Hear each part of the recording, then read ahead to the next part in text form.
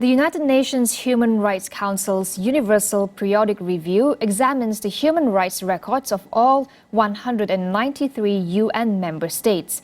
Malaysia is due to present its human rights record to UN member states on Thursday.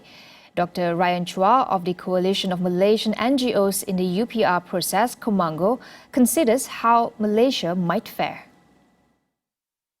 So this will be the fourth time Malaysia will be reviewed. So to be fair, the Malaysian government has come a very long way in this process, and there are several commendable efforts that has to be taken into consideration. For example, the Malaysian government has translated the 9 core human rights instruments into the Malay language to raise awareness on these treaties.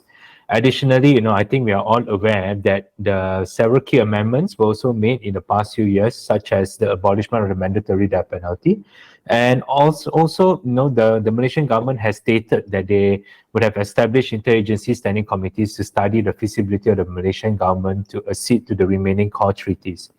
However, despite those commendable efforts, there are still several other areas that still needs to be improved. So, the study of the feasibility of Malaysia acceding to the remaining core human rights treaties has been a constant thing that they've been saying since the first UPR in 2008. And now we are in 2024.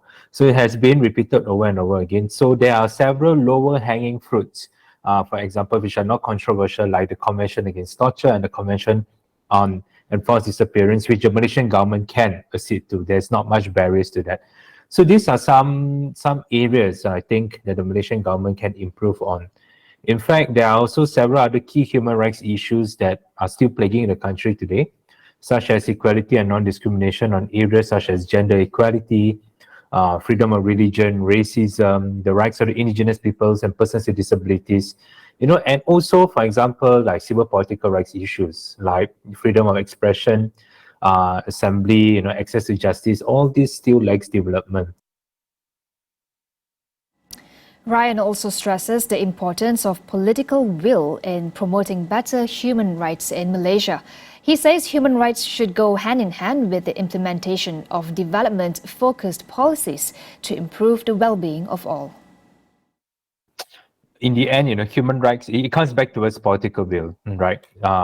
It needs the political masters themselves to also make the key decision to stand up and to say that this is time that we need to respect human rights. Again, when we speak about bread and butter issues and all those, we have to acknowledge that human rights and bread and butter issues are also interlinked and interconnected together.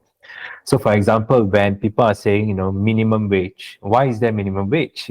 It's also a human right, in the sense that, everyone should be afforded a certain amount, regardless of whom they are.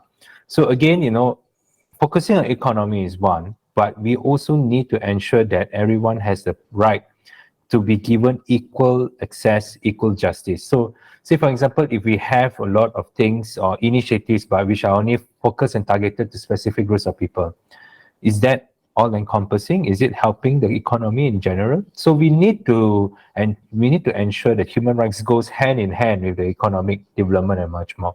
It shouldn't be looked in isolation. So I think that's where again, we can frame human rights from the very, in terms of every single development in the country, and it should be the pillar stone, it should be the cornerstone, because again, when we have accountability, we have transparency, and we respect everyone's rights, I think that's where and how we can slowly move forward to improve everyone's living standards.